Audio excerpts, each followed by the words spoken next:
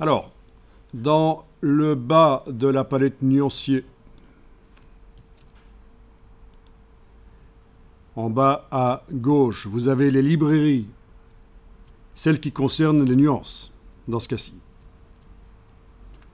Vous avez la même chose dans la palette des brushes, mais c'est ce qui concerne les brushes. Voilà, mais ici, on est dans le nuancier. Donc, vous allez pouvoir aller chercher, par exemple, entreprise. Ça commence par là. Donc, c'est une palette avec des couleurs adaptées aux posters et aux communications d'entreprise, supposément. Vous avez possibilité de passer aux autres choses du menu. Donc, plutôt que de retourner chaque fois dans le menu, aller chercher le suivant, festivité, là par exemple, non, vous allez passer au suivant avec la petite flèche. Voilà, festivité. Vous voyagez dans le menu du bas à gauche du nuancier par les petites flèches.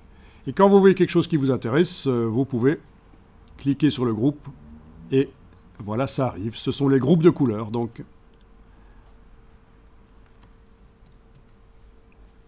Ça peut aider si vous êtes toujours en train de vous demander quelle couleur vous allez mettre. Ça peut aider parce que c'est des gammes restreintes. Vous allez vous limiter à ces gammes de couleurs, en fait.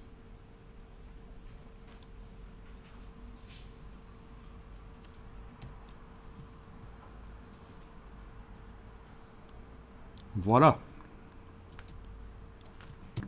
Donc nous sommes allés chercher plusieurs groupes de couleurs et là vous allez remplacer une des couleurs déjà appliquées par celle d'un groupe que vous avez été chercher.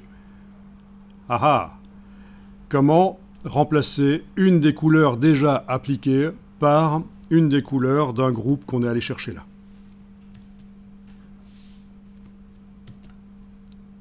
Donc je clique sur, par exemple, le bleu. Je veux le remplacer, le bleu, je veux le remplacer par la couleur ici, le vert, qui me paraît super chouette. Donc, je clique là-dessus avec la flèche noire, Shift, Shift. Non, c'est pas celui-là, c'est celui-là, Shift, voilà, blablabla. Ça peut prendre beaucoup de temps. Est-ce que vous connaissez une technique qui me permettrait de sélectionner juste le premier trait qui a une couleur et que tous les traits qui ont la même couleur se sélectionnent? Eh bien, figurez-vous que ceci, il y a des gens qui utilisent Illustrator et qui ne connaissent pas. Et ils passent un temps fou à faire de la sélection de choses identiques, alors qu'il y a ceci. Donc, en ayant sélectionné ce trait, ce contour bleu, je vais dans Sélection, Identique, et dans ce cas-ci, Couleur de contour. Et tous les traits qui ont la même couleur se sont sélectionnés. Et il suffit que je clique sur mon trait vert, sur ma couleur verte, je veux dire, ici. Et voilà, c'est fait. Très intéressant dans Illustrator. Voilà, donc très intéressant cette fonctionnalité. Je peux l'appliquer au trait noir ici, d'ailleurs, aussi. Et ah ben là, voilà, pas là. J'étais en train d'essayer de sélectionner sur la droite. Donc, sélection identique, couleur de contour. Bien sûr, si vous devez aller souvent le chercher, ce petit thème de menu qui n'a pas de raccourci, il faut créer le raccourci. Évidemment. On va le faire? Ok, on va faire le raccourci. Comme ça, ceux qui ne connaissent pas vont apprendre. Alors, vous allez dans le menu Édition, Raccourci clavier. On veut ajouter un raccourci à un item de menu qui n'en a pas. Et on doit souvent faire appel à cette fonction. On n'a pas envie chaque fois d'aller dans le menu, sous-menu, ça prend du temps. Donc, édition raccourci clavier, tous les logiciels Adobe ont l'éditeur de raccourci clavier. Alors là, qu'est-ce qu'on fait? On choisit quoi? Commande de menu. Donc, commande de menu. Quel est le menu? Menu sélection. Identique. Couleur de contour, voilà, et il n'y a pas de raccourci, en effet. Vous cliquez donc là-dessus, et vous allez taper sur le clavier un raccourci. Donc c'est pas évident, mais je vais essayer d'en trouver un qui n'est pas utilisé. Ben voilà, j'ai fait touche commande et le comment est-ce qu'on appelle ça? Le rond qu'on met au-dessus de certains caractères. Ah. Bon, je vais vous montrer sur mon clavier virtuel ici, ce que j'ai choisi moi. Voilà, j'ai utilisé la touche commande.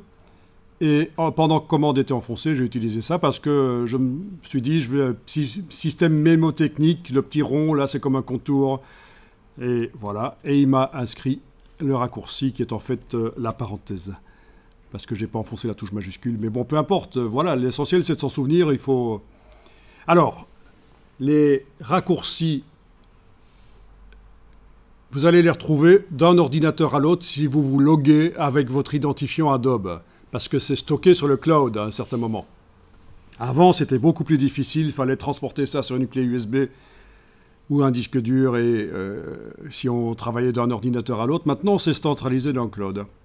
Alors, si vous cliquez sur OK, il va vous dire que vous ne pouvez pas, en fait, mais il ne vous le dit pas, mais c'est ça qui se passe, vous ne pouvez pas modifier l'ensemble de départ par défaut de Illustrator, et donc il vous demande de mettre un nom, et voilà, je vais mettre un nom.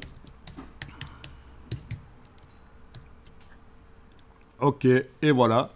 Et donc, du coup, en principe, si je sélectionne une forme et que je fais chez moi commande parenthèse, voilà, ça marche. Très intéressant, bien sûr. Quelqu'un connaissait ici les raccourcis clavier, qu'on pouvait ajouter des raccourcis clavier à des items qui n'en avaient pas? Tu t'en doutais? Tu n'as jamais eu l'utilité? Si, j'en aurais eu, mais je crois que la flemme Ah, la flemme, franchement. Donc, et si je revais dans sélection identique, en face, ah bah tiens, il m'a planté le truc.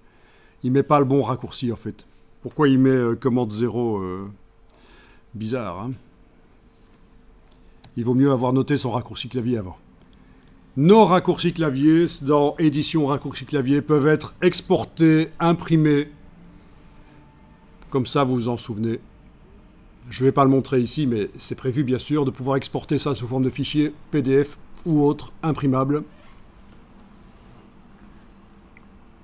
Dans une entreprise, il faut unifier ça, il faut que tout le monde utilise les mêmes raccourcis clavier. C'est mieux. Comme ça, quand on passe d'une machine à l'autre, on n'est pas perdu.